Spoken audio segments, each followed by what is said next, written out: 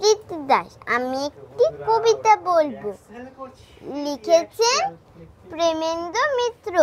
কবি প্রেমেন্দ্র মিত্রের লেখা কবিতা। কবি প্রেমেন্দ্র মিত্রের লেখা কবিতা আগমনী।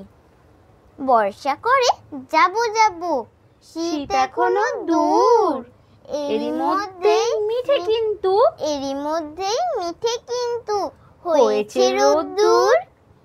মেঘগুলো সব দূর আকাশে, পারছে না ঠিক বুঝতে ঝরবে নাকি যাবে উড়ে অন্য কোথাও খুঁজতে। থেকে থেকে তাই কি শুনি বুক কাঁপানো ডাক।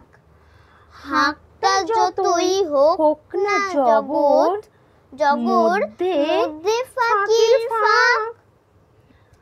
আকাশ বাতাস আনবো না আজ, শুনে এই কোন ধ্বনি ধ্বনি চির নতুন হয়েছে হয়েও অচিন একার আগমনী।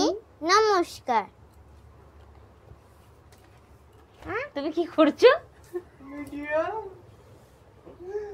আমার কথাটাও এরকম হয়ে গেল কি করে?